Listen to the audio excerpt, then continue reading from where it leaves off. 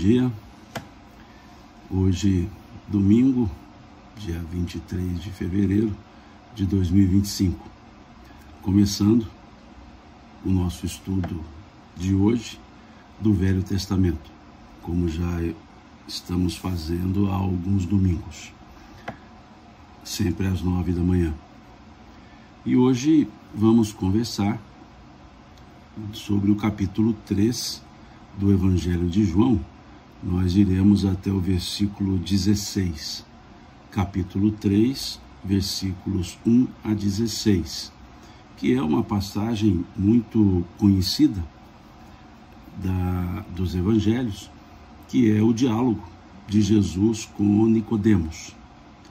Um diálogo interessantíssimo e, como eu sempre coloco, é importante nós entendermos o contexto, entendermos o conjunto, entendermos a circunstância, os interlocutores.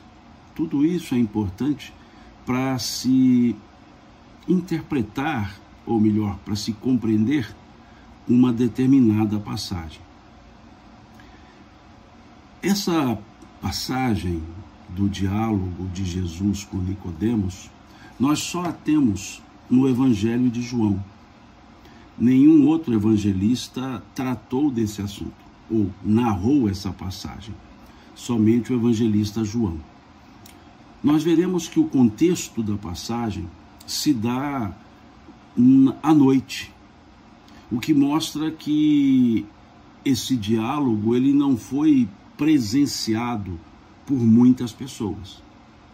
Há exegetas que indicam que esse diálogo tenha sido feito somente no ambiente somente entre Jesus e Nicodemos e com provável audiência de João.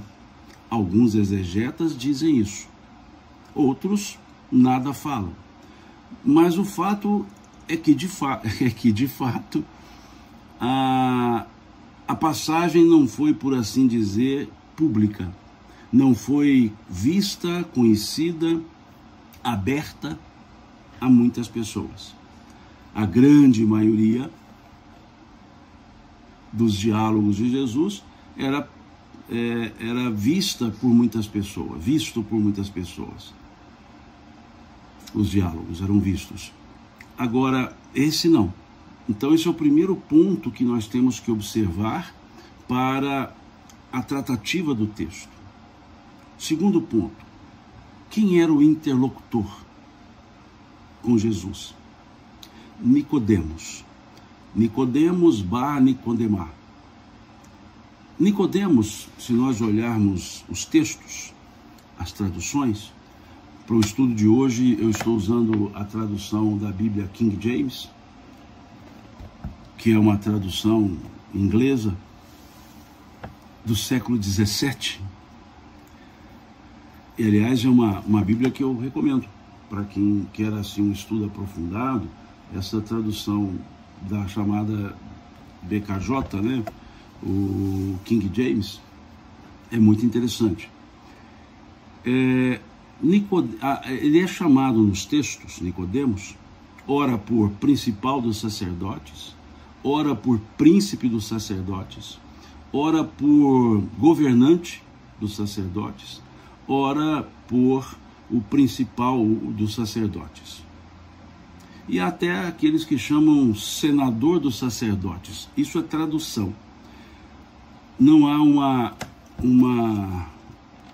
uma uniformidade nas traduções, mas, de fato, Nicodemos era um dos membros do Sinédrio. Então, ele era um dos doutores da lei. E um dos doutores da lei mais longevo, já mais, por assim dizer, idoso. E não era de Jerusalém. Doutores do templo que vinham de diversas regiões. E Nicodemos assim como outros doutores, por exemplo, José de Arimatemá, eles ouviram as pregações de Jesus e se afeiçoaram aos ensinos dele. Então eram doutores da lei predispostos a compreender aqueles ensinos. E nós veremos isso logo no início do diálogo entre Nicodemos e Jesus. Então, esse segundo ponto, quem eram os interlocutores desse fato, né, ou dessa narrativa? Nós temos esse fato ocorrendo em um período, digamos, do messianato mediano em temporalidade de Jesus. Então esse é o ponto. E aí vemos o que está escrito. Havia entre os fariseus um homem chamado Nicodemos, um governante dos judeus, aqui na tradução de King James. Um governante. Significa que Nicodemos era um fariseu. Ali nós tínhamos saduceus, fariseus, zelotes, nazireus, essênios. Eram grupos políticos religiosos. E os fariseus, aqueles que cuidavam do templo. E estavam ali mais próximo ao templo, melhor dizendo, né? Os levitas cuidavam do templo. E aí segue. Este, Nicodemos, veio de noite a Jesus e lhe disse: Rabi, quer dizer, mestre, nós sabemos que és mestre vindo de Deus, porque nenhum homem pode fazer estes milagres que tu fazes se Deus não estiver com ele. Então mostra claramente que há uma racionalidade, não há nenhum entusiasmo, não há nenhuma exaltação, há uma racionalidade na forma que Nicodemos observava a Jesus, entendia os ensinos e observava os feitos de Jesus. Então ele diz: Rabi, nós sabemos, esse nós pressupõe então mais pessoas, pressupõe mais doutores, nós sabemos que és mestre vindo de Deus. Nessa expressão, és mestre vindo de Deus, nós já temos aqui uma forma respeitosa, porque os vindos de Deus eram os profetas. Os vindos de Deus eram os profetas. Então ali há uma respeitabilidade de Nicodemos em relação a Jesus, como se respeitavam os profetas. Porque nenhum homem, veja, nenhum homem pode fazer estes milagres, ou esses feitos, em outras traduções, que tu fazes, se Deus não estiver com ele. Então aqui, Nicodemos enxerga muito mais do que o homem, muito mais que a historicidade e muito mais do que as falas. Então é importante nós observarmos quando ele diz: nenhum homem pode fazer estes milagres que tu fazes se Deus não estiver com ele. Então ele entendia que ali não havia aquela ideia, como nós vemos em outras passagens, de Jesus ser chamado de Beuzebu, né, do inimigo. Aqui há um reconhecimento tranquilo. E no versículo seguinte, Jesus já vem respondendo. Se nós observarmos o versículo que antecede, é esse que eu li, sabemos que é mestre em Israel, né? Pois nenhum homem pode fazer esses milagres que fazes se não estiver com Deus. se Deus não estiver com ele. E aí seguinte vem Jesus respondendo, na verdade eu te digo, se o homem não nascer de novo, ele não pode ver o reino de Deus. Há uma desconexão entre esses dois versículos. Veja, o versículo 3, ele não está claro numa sequencialidade do fato narrado no versículo 2. O que pressupõe que deve ter havido, veja, uma suposição, pura e simples por característica do texto, deve ter havido uma pergunta feita por Nicodemos a Jesus, que aqui não está grafado. E eu abro agora um espaço, um parêntese, vi aqui, a querida amiga Adriane Bacarin está aqui, nós dois temos um estudo, um projeto de estudar as obras de Amélia Rodrigues. Estamos estudando o livro Primícias do Reino. E é justamente nesse tipo de contexto do texto bíblico que entra a belíssima obra de Amélia Rodrigues, ou mesmo Humberto de Campos, que é suprir aquela ausência de um fato que ligue dois pontos de uma narrativa. Aqui 2 versículos. Porque pensemos, Nicodemos cumprimenta Jesus, exalta a sua grandiosidade, e em seguida Jesus responde. Então faltou aqui o texto uma pergunta, talvez perguntando sobre como fazer para segui-lo, como entender a sua doutrina, o que seria o reino de Deus, como compreender o reino de Deus. Alguma pergunta deve, veja aqui uma pura e simples, não vou chamar especulação, mas uma observação de uma ausência textual. Deve ter havido uma pergunta.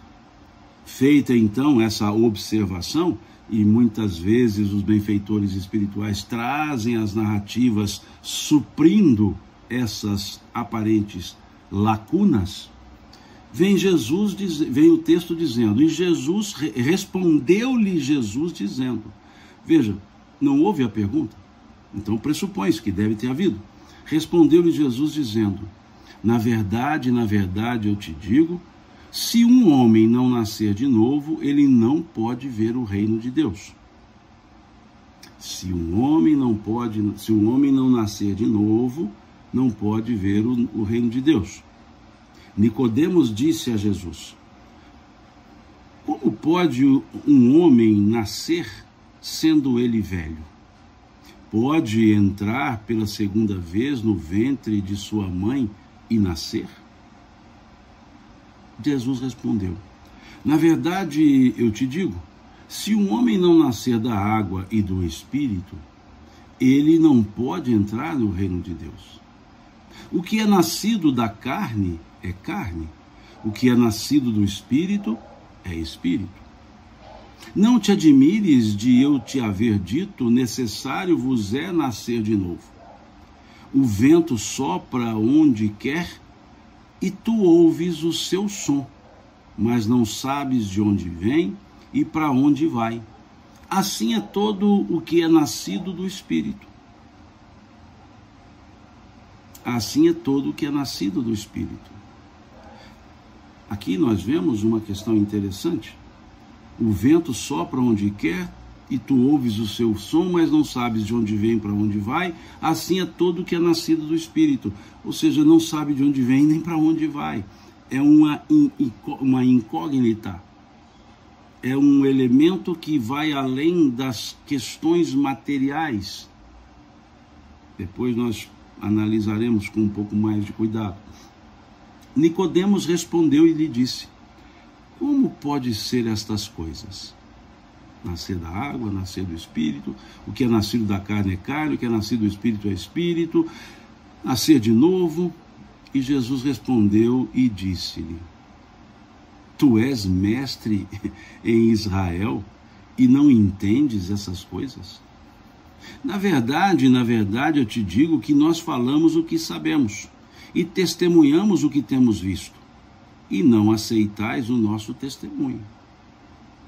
Se vos falei de coisas terrenas e vós não credes, como crereis se eu vos falar das coisas celestiais? E nenhum homem subiu ao céu, senão aquele que desceu do céu, o Filho do homem, que está no céu. E como Moisés levantou a serpente no deserto, assim importa que o Filho do homem seja levantado, para que todo o que nele crê não pereça, mas tenha a vida eterna. Porque Deus amou tanto ao mundo, que ele deu o seu Filho unigênito, para que todo o que nele crê não pereça, mas tenha a vida eterna. Ok, esse é o texto que estamos trabalhando. Porque continua, depois Jesus diz, porque Deus não enviou o seu Filho ao mundo para condenar o mundo, mas para salvar, e segue um pouco. Então agora vamos observar. Lendo o texto em língua portuguesa, nós vemos que há muitas expressões e há verbos que exprimem a mesma coisa em tese, mas que estão soltos. Por exemplo, o verbo nascer, ora aparece sozinho, nascer, ora aparece na expressão, nascer de novo. O primeiro ponto a observar é que o texto, ao trazer essas expressões, ao trazer palavras que têm dois significados, gera uma dificuldade interpretativa, porque dependerá da matriz, que nós chamamos matriz epistemológica. Dependerá da matriz epistemológica, ou seja, dependerá de qual base de conhecimento está sendo utilizada. Dependerá da matriz etimológica e da matriz semântica. São três matrizes que precisam ser trabalhadas para que o texto possa ser compreendido ou interpretado. Vamos entender isso. Aqui, na resposta dada por Jesus, no versículo 3, ele diz, na verdade, eu te digo, se um homem não nascer de novo, ele não pode ver o reino de Deus.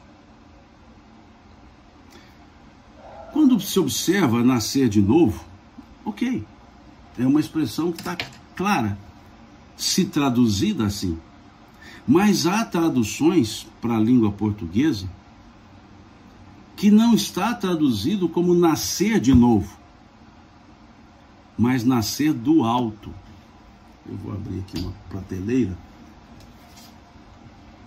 Mas nascer do alto, como nessa tradução, que é uma tradução da editora da CNBB, Conferência Nacional dos Bispos do Brasil. Aqui a expressão está nascer do alto e não nascer de novo. Eu até não havia marcado aqui, mas vou nela. Vejam, aqui diz, vejam, nascer do alto.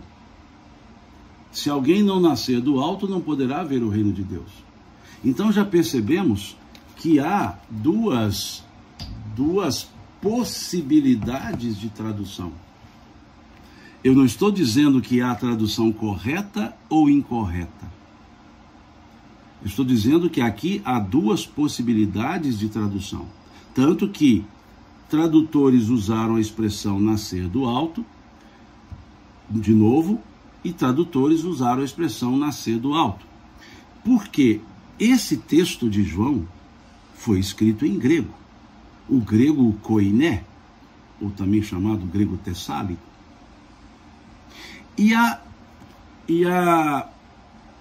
as palavras fora da expressão, se eu pegar a palavra nascer e pegar a palavra aqui traduzida como de novo e separá-las, elas trazem principalmente o novo, o de novo, que é a palavra anoden ou anophen em grego. Ela tem duas possibilidades interpretativas. A palavra anophen ou anoten, do grego koiné, significa acima. Acima. Se nós olharmos a palavra nascer no grego, seria iemifine,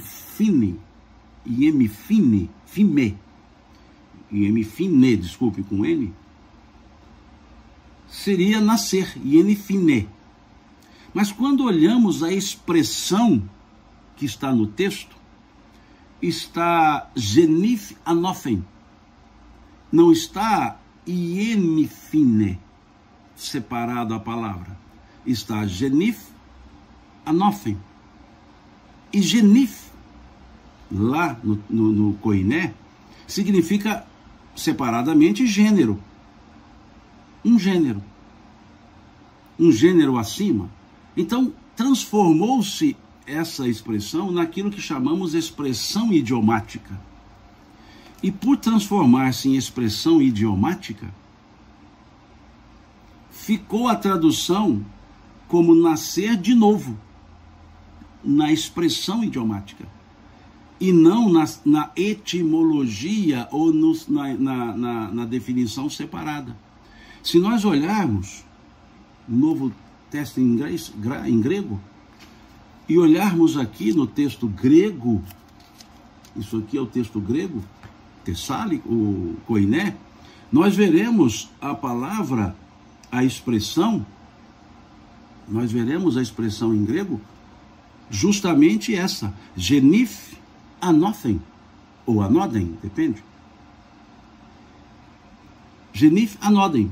E se olharmos os textos em que vem somente o verbo nascer, como por exemplo, não estranho eu dizer que é preciso nascer da água, né? Ou seja, não é uma expressão, o verbo colocado já não é, não é genif de gênero, já é o verbo iemifine.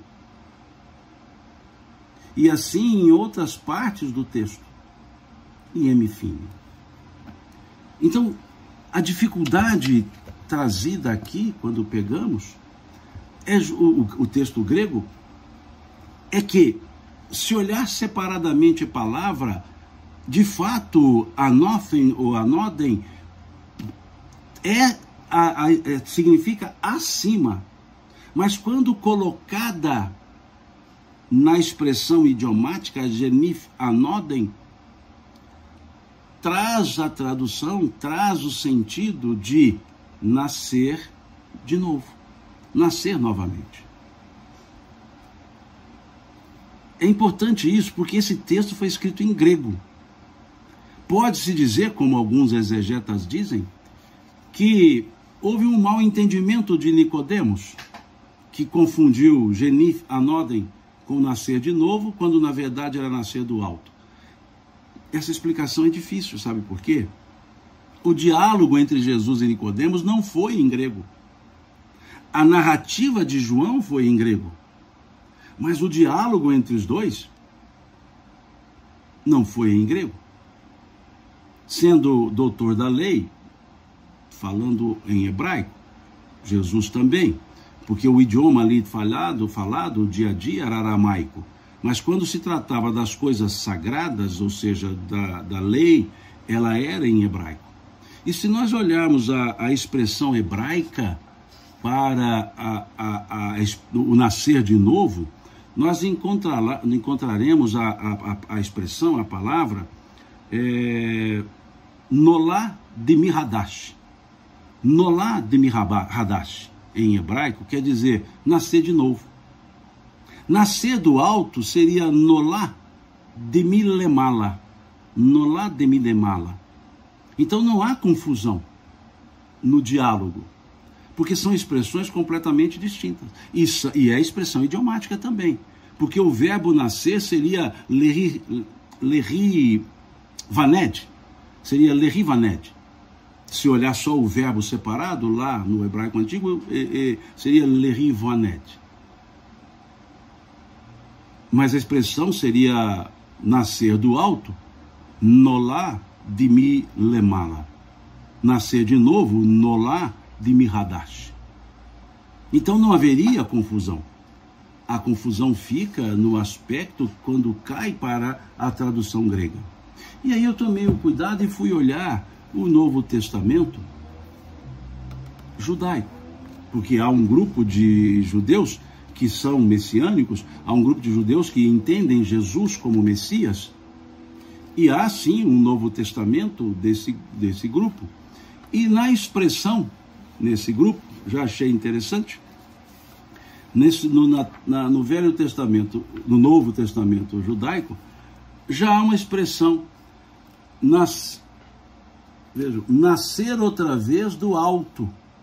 Já colocam as duas expressões, como que numa forma exegética para facilitar o entendimento. Veja o que está escrito.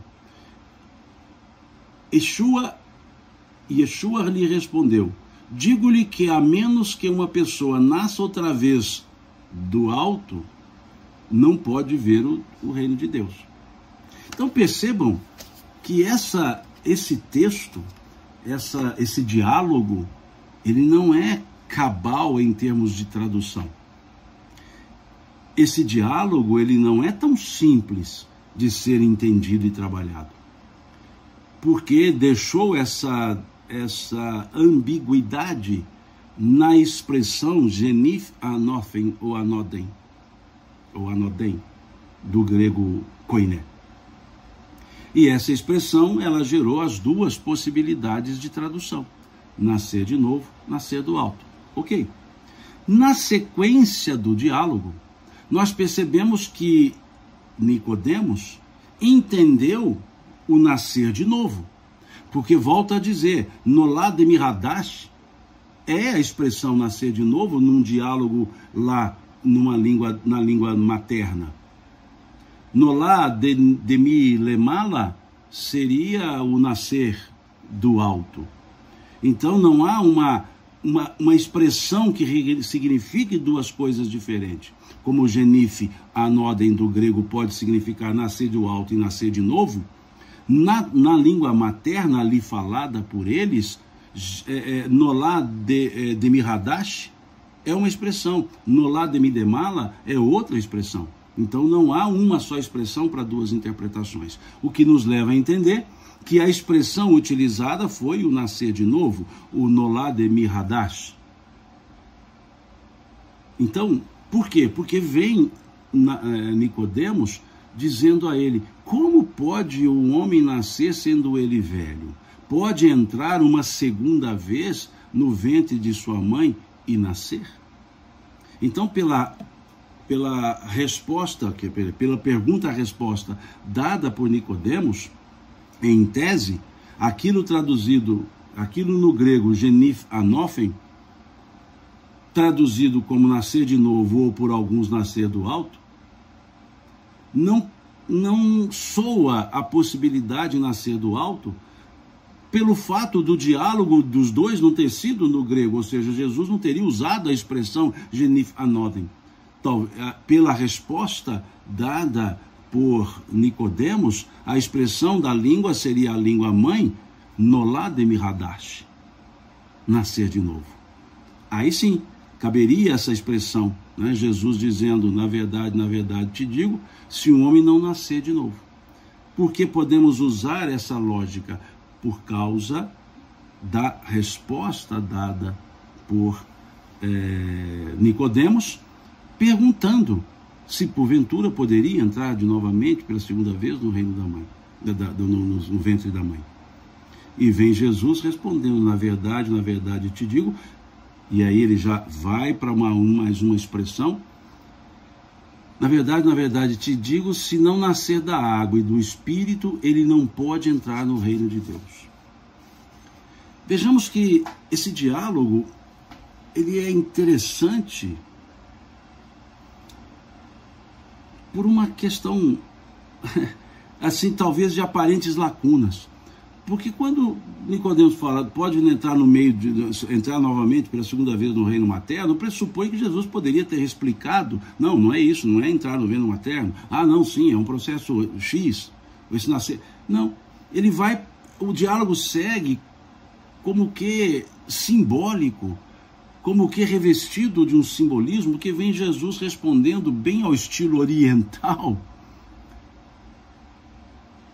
a expressão, a fala.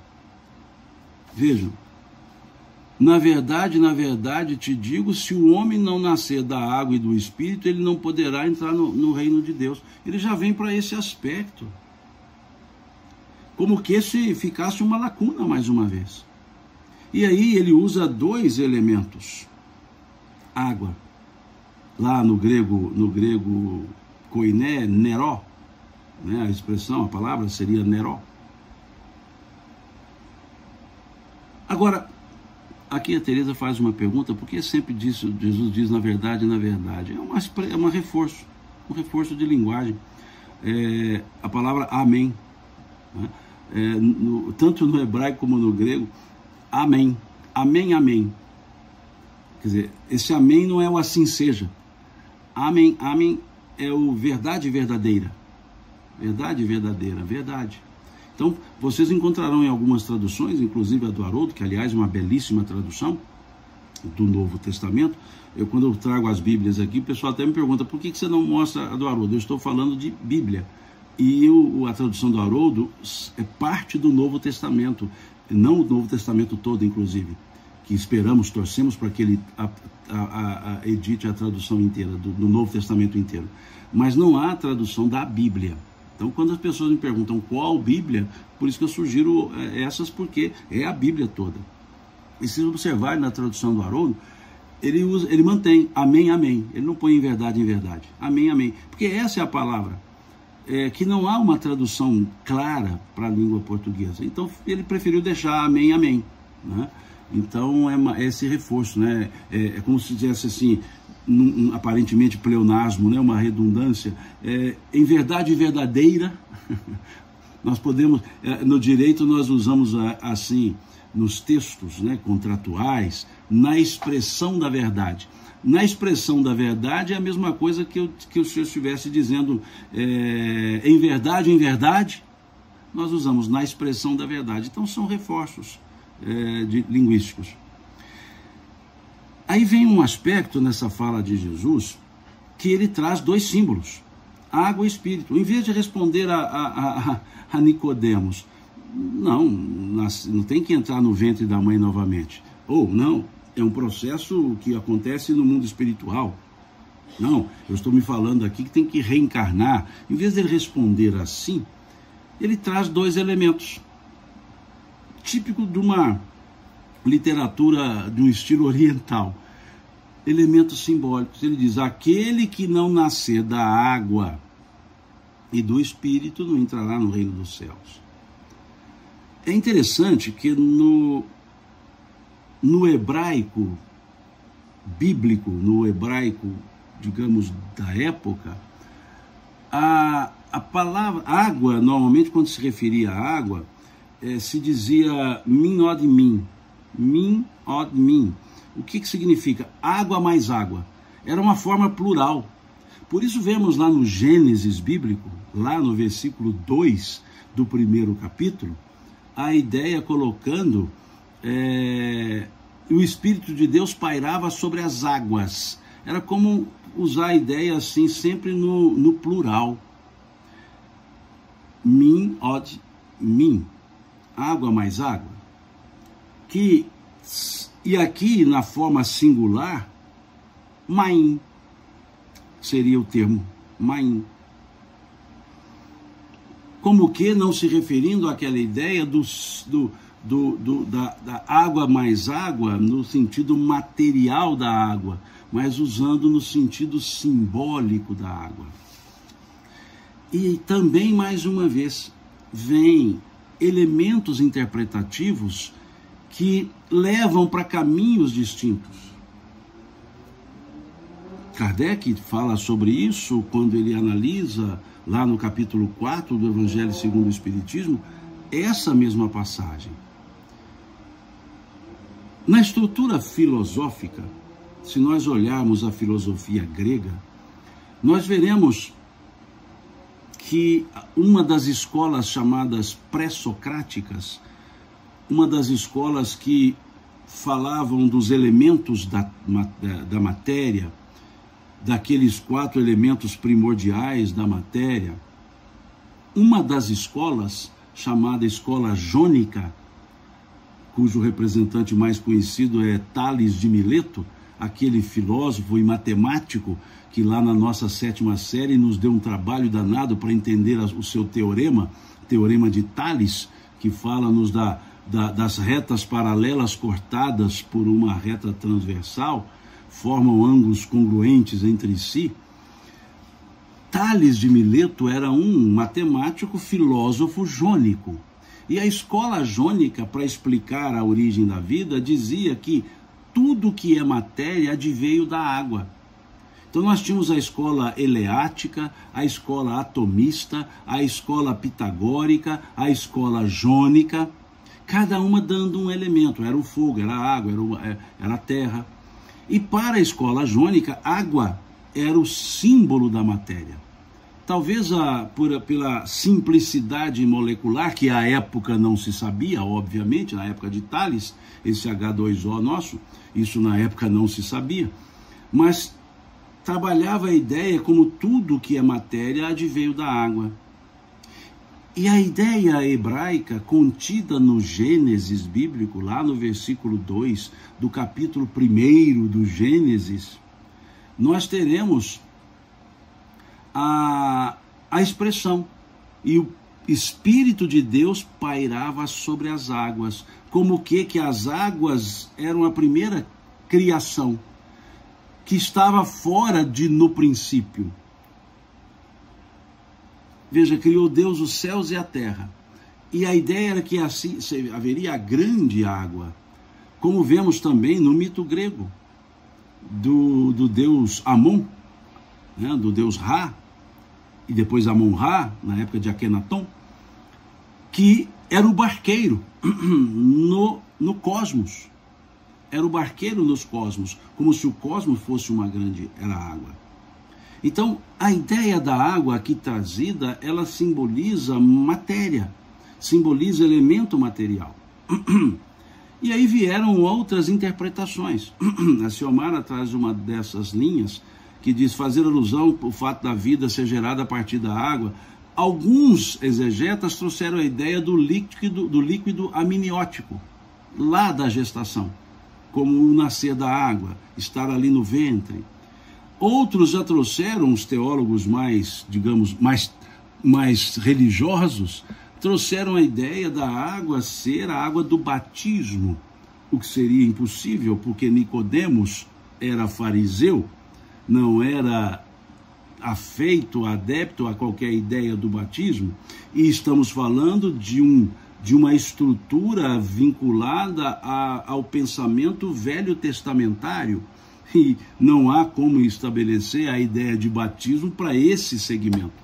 Então a ideia de que a água do batismo que está ali se referindo não se encaixa. Há traduções muito antigas, século XIX anterior, que coloca entre colchetes nascer da água, entre colchetes do batismo, e nascer do Espírito, entre colchetes santo, Espírito Santo. Traduções essas que já foram abolidas e não encontramos nas traduções recentes, quando eu digo recentes, século XX para cá, esse acréscimo entre colchetes. Mas no passado, se estudássemos aqui com uma Bíblia do século XIX, nós teríamos essa expressão, essas duas expressões entre colchetes, porque são expressões interpretativas. E o nascer do Espírito? O nascer do Espírito, aí sim traz a ideia de um renascimento no aspecto renovação. Renovação, evolução, melhoramento. Então aqui vem dois elementos que levam a possibilidade tradutória de estar falando nascer no corpo e nascer em renovação. Sem dúvida nenhuma. A exegese optou em trabalhar renovação, trazendo a ideia de água como elemento de purificação, que também é um dos símbolos da água, purificar, dessedentar, E como a exegese, ela não trabalha com o elemento nascer de novo, ou seja, o elemento da pré-existência, o elemento da reencarnatório, não encontraremos nenhuma exegese bíblica trazendo a ideia do nascer de novo como sendo reencarnar. Não encontraremos isso na exegese, eu vou usar um termo que é só didático, digamos na exegese majoritária ou, aspas, oficial, e é onde Kardec vem analisando esse diálogo e inserindo no aspecto nascer da água o elemento reencarnatório. Então é uma segunda linha interpretativa. A linha majoritária, exegética, traz como unicamente renovação. O pensamento kardeciano, o pensamento dos espíritos, Leon Denis, no livro Cristianismo e Espiritismo, Leon Denis e outros estudiosos, inclusive os judeus messiânicos, os judeus que vêm da Kabbalah, que creem no aspecto reencarnatório, esses sim criam essa exegese, Xiomara, que permite nos dizer o que está na sua frase na forma de pergunta. O nascer da água pode ser o processo reencarnatório. Sim. Segundo esse conjunto exegético, judeus reencarnacionistas, Kabbalah, como vemos lá os advindos do Zohar, melhor dizendo, desculpe-me, do Zohar. O pensamento kardeciano, aí não cabe o sufixo kardecista, cabe o sufixo kardeciano. Basta estudarmos a questão da morfologia das palavras, né, os morfemas, as estruturas morfológicas. Na estrutura kardeciana, na estrutura da Kabbalah e alguns outros poucos exegetas trabalham com a ideia do nascer de novo como sendo o processo reencarnatório. Ponto. Perceberam o quão complexa é essa tradução, essa interpretação, pela quantidade de expressões idiomáticas trazidas no texto?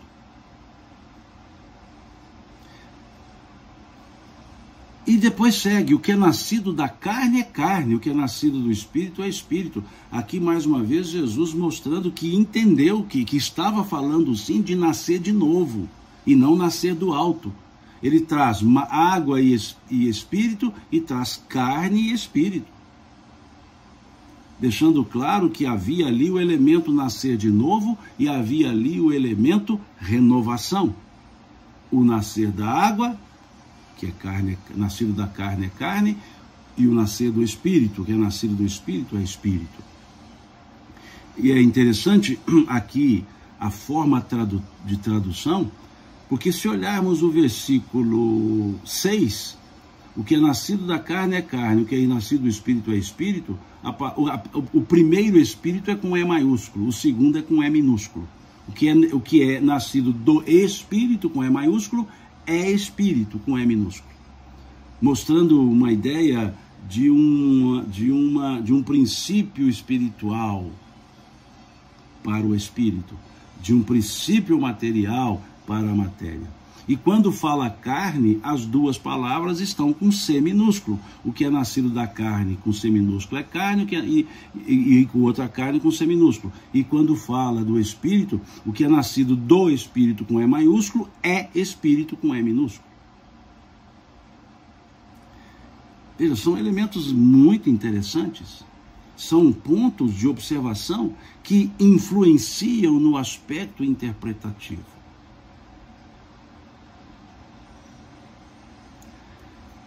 Observemos o aspecto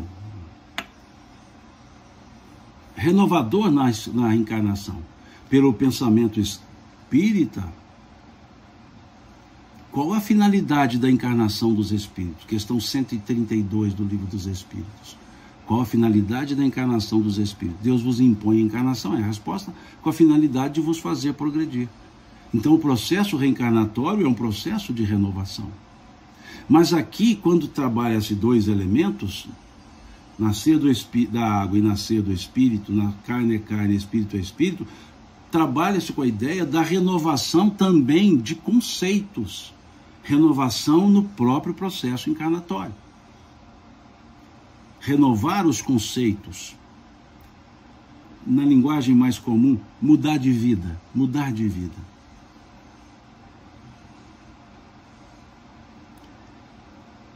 A doutora Marlene faz uma pergunta interessante. A partir de hoje, como deve ser esclarecida a lacuna que você observou entre os primeiros versículos?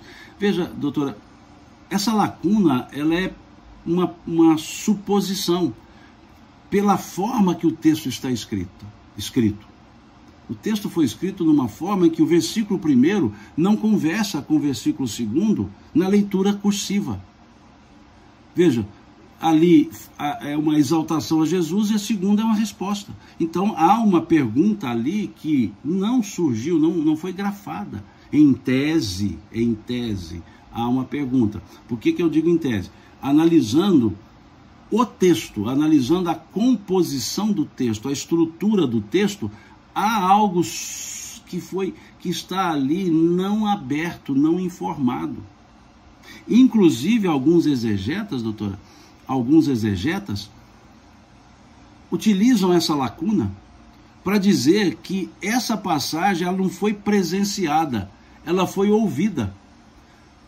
Chegam alguns exegetas, veja, isso não é fala minha, chegam alguns exegetas a dizer que João teria ouvido essa conversa num outro canto, num outro cômodo. E isso explica por que há aparentes lacunas. É como se essa parte eu não tivesse ouvido bem. Então, isso é a opinião de alguns exegetas. Não vamos, eu estou tomando muito cuidado porque recentemente me mandaram um vídeo de alguém comentando as minhas falas e eu percebi que a pessoa não entendeu o que eu fui falando porque não foi percebendo o contexto, parece que foi quase que um recorte. Então, veja, não estou afirmando que houve a pergunta, estou dizendo que pelo estilo do texto há uma situação que não ficou bem apresentada na escrita, porque faltou uma conexão entre um e outro. E aí, alguns exegetas entendem que houve ali uma pergunta alusiva a reino de Deus. É isso, acho que me fiz entendido. E aqui, Jesus continua agora cutucando um pouco Nicodemos. Não te admires de eu haver te dito, necessário vos é nascer de novo. Não te admires. Ou seja, por que você está admirado? O vento sopra onde quer e tu ouves o seu som, mas não sabes de onde vem e para onde vai. Assim é todo aquele nascido do Espírito. O nascido da carne ele não explicou. Vejam, o nascido da carne, Jesus não fez uma segunda explicação.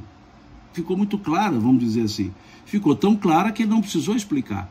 Mas o nascer do Espírito, que é um processo de renovação, que é um processo, vou usar um termo mais teológico, de purificação, ele explica. Então veja que ele não deu muita atenção ao nascer da água, ao nascer de novo, porque isso era tão claro, que ficou sem necessidade, sem precisar explicar. Mas o nascer do Espírito precisou dar um toque. Quando ele diz, não te admires eu te haver dito, necessário vos é nascer de novo. Ou seja, não te admires, isso é mais do que normal. Ele não precisou explicar, isso é mais do que normal, não te admires te dizer nascer de novo.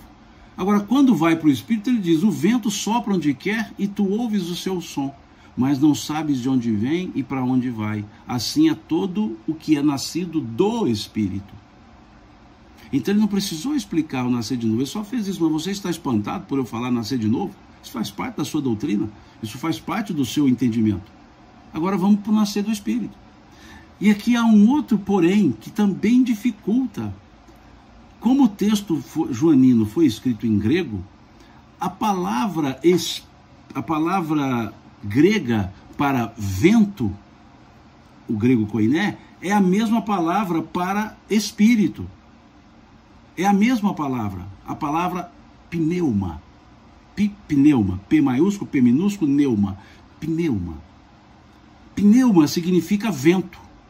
Pneuma significa espírito. Interessante. Por isso que nós chamamos o carro, né, o pneu do carro, chamamos de pneu. Na verdade, o termo é pneumático. Pneu, quer dizer, de pneuma, do grego, vento. Mas espírito também é vento. É pneuma. Então, nós encontraremos textos dizendo: o Espírito sopra onde quer. Ouves o seu som, mas não sabes de onde vem nem para onde vai. E por que optam pelo Espírito? É aquele Espírito com E maiúsculo do versículo 6. Que está nascido do Espírito, que também aqui no versículo 8 está com E maiúsculo. Então, o texto grego, mais uma vez, ele dá dois pontos interpretativos. A grande maioria, para não dizer a totalidade da exegese, usou a tradução vento para a palavra pneuma, e não a tradução espírito. E então ficou: o vento sopra, e ninguém sabe, ou todos ouvem o seu som, e ninguém sabe de onde vem, nem para onde vai. Assim é todo nascido do Espírito. Caberia a tradução: o Espírito sopra, e ninguém sabe onde quer, e ninguém sabe de onde vem, nem para onde vai, e ouve seu som. Assim é o nascido do Espírito. Então, mais uma dificuldade por causa disso. Nicodemos respondeu e lhe disse: como pode ser essas coisas? Como pode esse nascer do Espírito?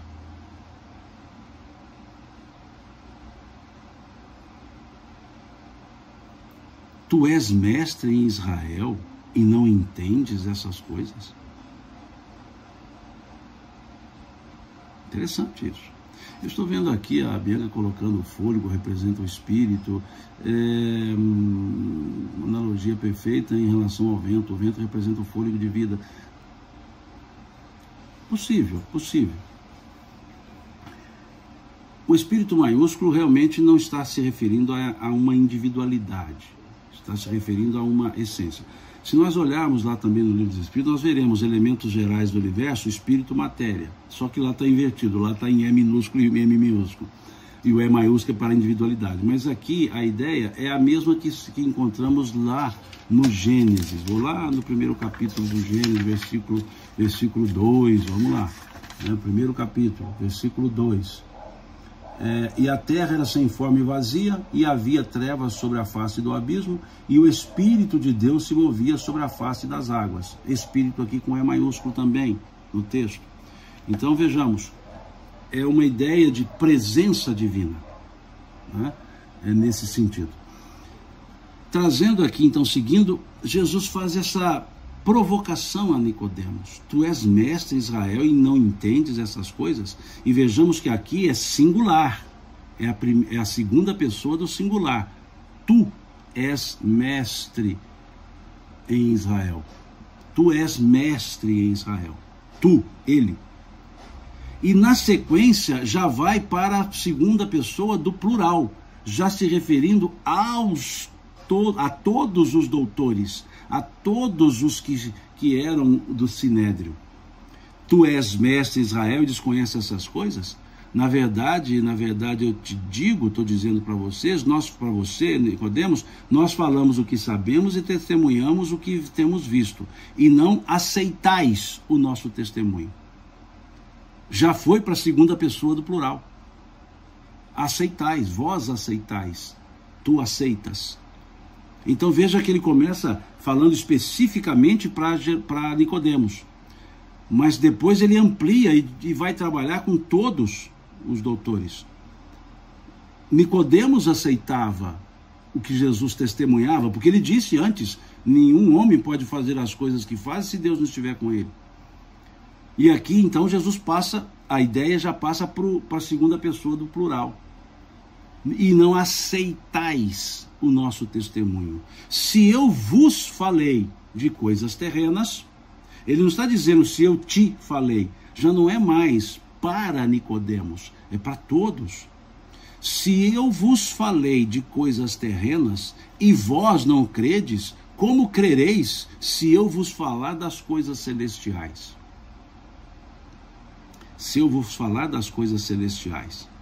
É como se essa ideia, essa dificuldade do nascer de novo na água, espírito, ela fosse um elemento mais profundo das coisas celestiais. Aquilo que não estava ainda muito trabalhado com os homens.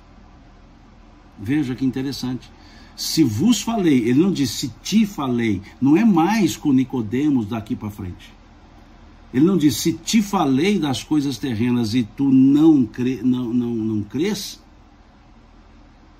Ele já está colocando agora para todos do Sinédrio. Se vos falei, porque ele sempre estava falando de coisas terrenas, aplicação da lei divina nas coisas terrenas. E aqui ele fala, se vos falei de coisas terrenas e vós não credes, como crereis se eu vos falar das coisas celestiais? Ou seja, a doutrina que vocês divulgam, a forma que vocês interpretam, está faltando inserir os elementos celestiais. E se eu vou falar para vocês dos elementos celestiais, como vocês vão entender? É isso que ele estava colocando. E já dá um exemplo. Na sequência ele fala algo que é eminentemente extraterreno. Nenhum homem subiu ao céu senão aquele que desceu do céu, o Filho do Homem que está no céu. Vejam que jogo de palavras. Filho do Homem, isso nos leva lá a Isaías, né? Filho do Homem é a outra forma de se referir à palavra Messias, Mexiá. Em vez de ele falar o Messias, ele diz Filho do Homem, que é o mesmo significado lá no profeta Isaías. O Filho do Homem virá, Filho da humanidade, na condição terrena, que também é o Messias. Vejam, ninguém subiu ao céu senão o que desceu, o Filho do Homem que está no céu. Quer dizer, olha a confusão, ele desceu e está no céu, como é que fica isso? Coisas dos celestiais, aqui vem ele dando o próprio exemplo. E depois ele volta para uma questão terrena. E como Moisés levantou a serpente no deserto, assim importa que o Filho do Homem seja levantado. Aqui também é um aspecto que Jesus cita lá do Velho Testamento. O que é Moisés levantou a serpente no deserto? Está lá, salvo engano, em Números. As pessoas no deserto eram atacadas, picadas por cobras venenosas. E eles cobraram uma forma de evitar isso, de salvar. Então Moisés, Deus, entre aspas, o Senhor, o Yod-Rei, Vav-Rei, orientou Moisés a construir uma serpente de bronze e colocá-la no alto de um cajado. E deixasse ela ali levantada. E todas as pessoas que fossem picadas por serpentes, se olhassem para aquela serpente, seriam curadas.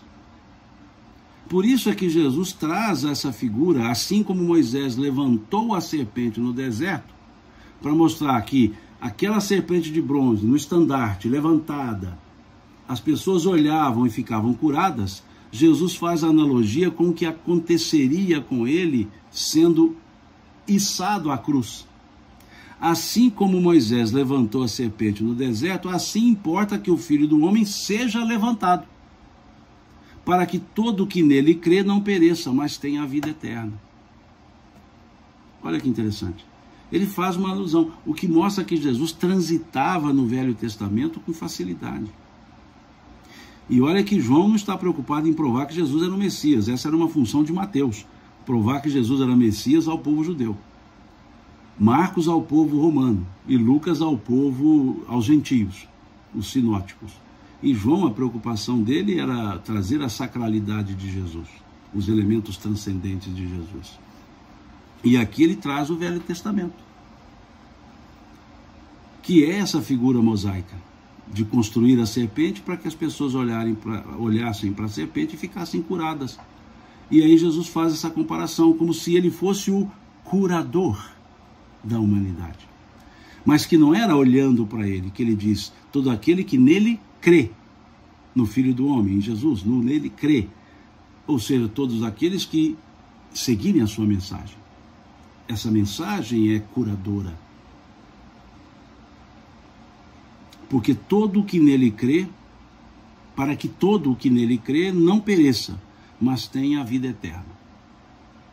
Porque Deus amou tanto ao mundo, que ele deu o seu Filho unigênito, para que todos os que nele crê não pereçam, mas tenha a vida eterna.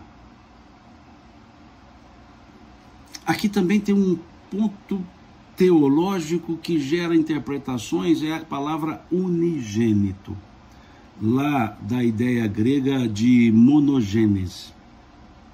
A palavra no texto grego seria monogênese, que seria monogenes, né, na forma de dizer monogenes, que são duas palavras, único, gênese e nascimento, único nascimento.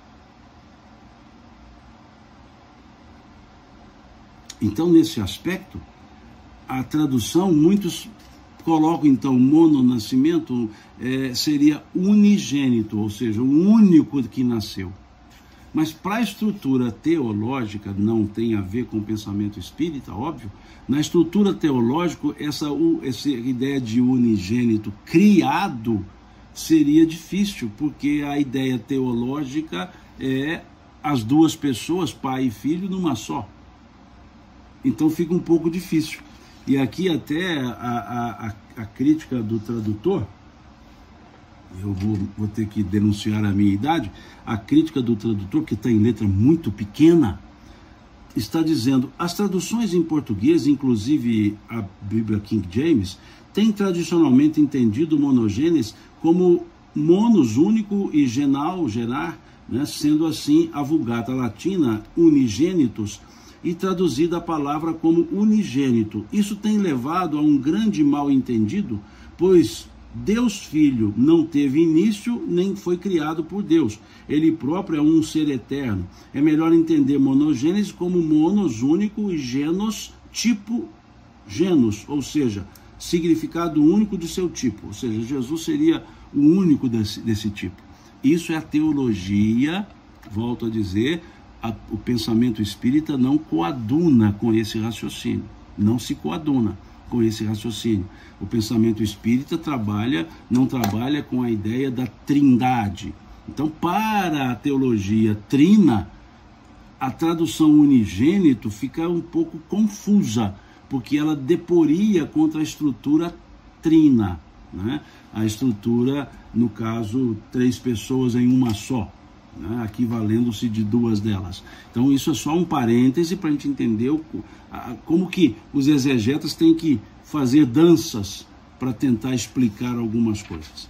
Então aqui vem o aspecto de Jesus conversar com Nicodemos, firmando a ideia que ele era o Filho do Homem, o enviado, o Messias, firmando a ideia que os doutores precisavam dar crédito ao que Jesus, dar crédito a Jesus pelo que ele fazia, como Nicodemos deu, sabemos que és mestre vindo de Deus, porque nenhum homem pode fazer esses milagres que tu fazes se Deus não estiver com ele. E vem falar para Nicodemos de coisas dos céus que não estavam sendo compreendidas por eles, se vos falei de coisas terrenas e vós não credes, não crereis se eu vos falar das coisas celestiais.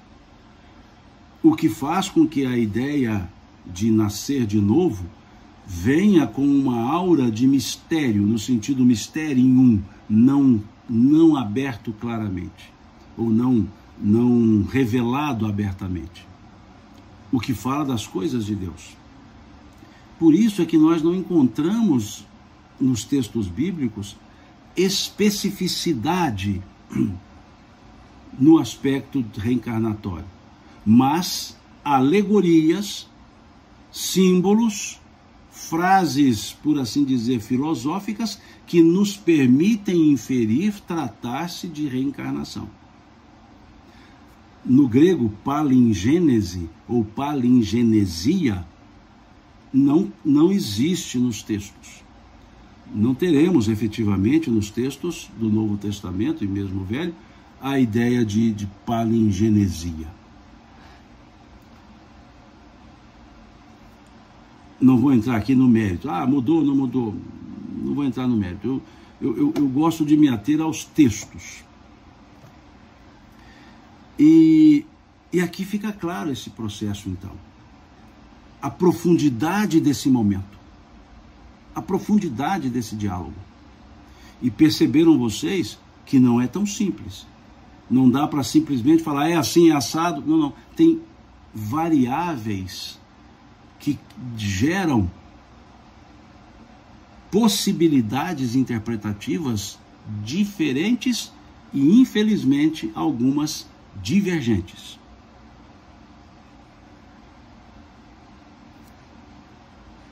Então,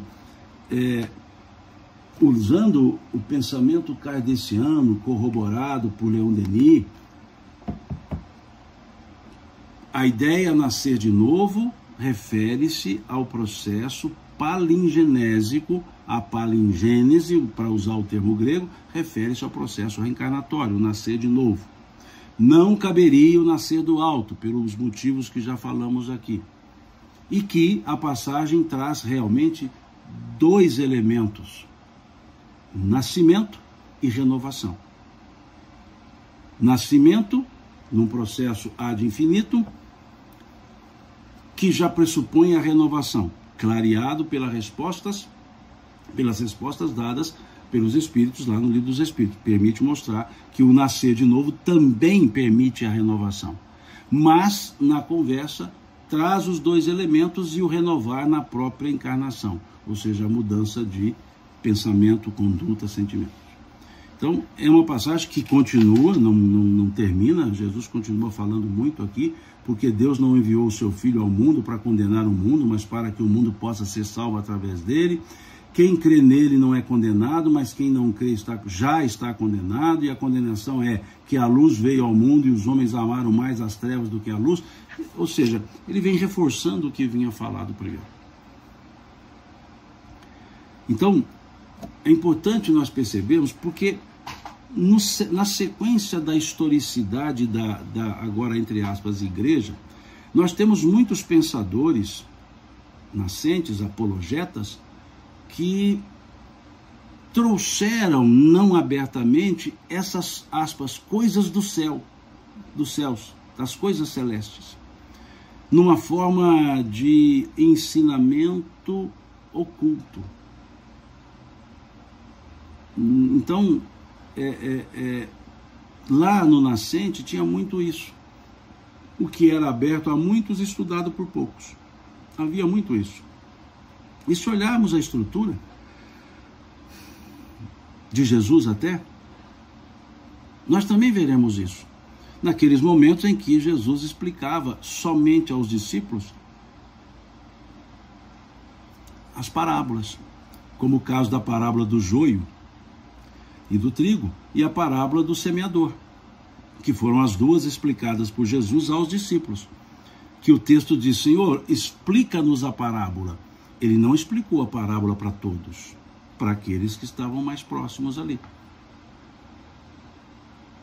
Então são pontos a serem pensados. Então ficamos aqui somente nesse ponto, e volto a dizer, trouxe na nossa análise várias, ou seja, algumas correntes de interpretação.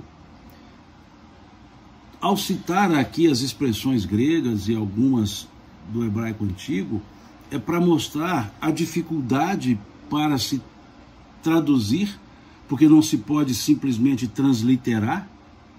E essas traduções, vejam, o próprio escrito original em grego do Evangelho de João trazendo um diálogo escrito em grego, mas o diálogo realizado na língua materna, seja hebraico ou aramaico, ou seja, as duas citando, porque quando se citava trechos da lei, se citava em hebraico, mesmo falando em aramaico.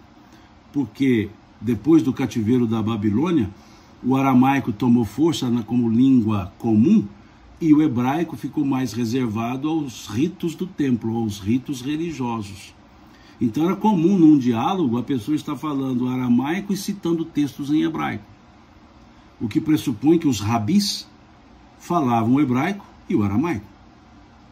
Então ali nós percebemos, aqui percebemos essas dificuldades de tradução. Então, resumindo, para a exegese em geral, uma passagem que fala somente de renovação. Para o pensamento calçado no ideário reencarnacionista, no caso nosso espírita, ou no ideário da Cabalá, dos judeus reencarnacionistas, dos judeus cristãos, dos que entendem o Cristo como o Messias, caberia a ideia da reencarnação. Então fica as duas linhas interpretativas, certo? Espero não ter confundido, né, com esse estudo de hoje. Passamos bem do horário, 1h11 já, mas vejam que é a própria densidade do texto que nos faz ficar um tempo mais dedicado a estudar.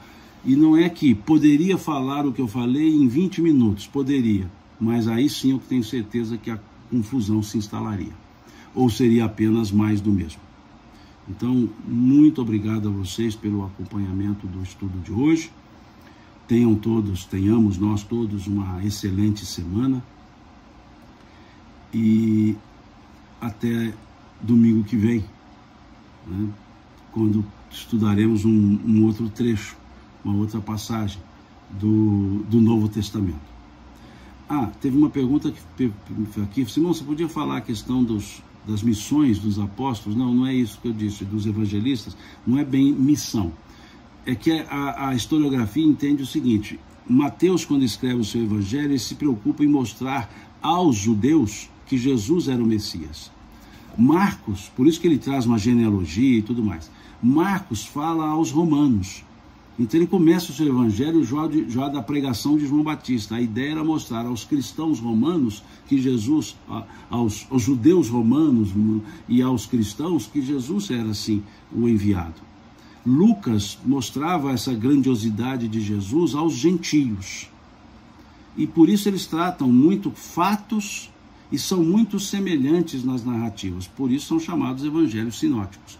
E João, o evangelho da maturidade, que a exegese chama, ou evangelho da espiritualidade, já escrito depois dos anos 90, traz uma ideia diferente dos outros três. Ele traz não uma factualidade ou uma cronologia, ele traz os elementos dos ensinos, digamos, transcendentes de Jesus, dos ensinos mais reflexivos de Jesus.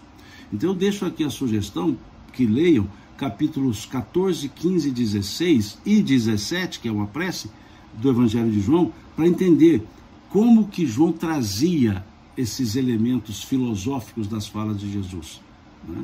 Eu sou o bom pastor, eu sou a videira, e assim vai, ok? É nesse sentido. No mais, fiquem com Deus, e na minha mineirice, na forma do agradecimento, Deus lhes pague pela paciência de ficar aqui acompanhando o estudo. Fiquem com Deus, até domingo que vem. E os que estão aqui pelo Instagram, eu postei também no meu Instagram um link, hoje, domingo, às 15 horas, um bate-papo com um grupo espírita dos Estados Unidos, que será pelo Zoom. Então deixei lá o link do Zoom para quem quiser participar desse bate-papo. Está lá nos meus stories, é só clicarem e às 15 horas estaremos lá. Lá não, estarei aqui conversando com a turma de lá. Até.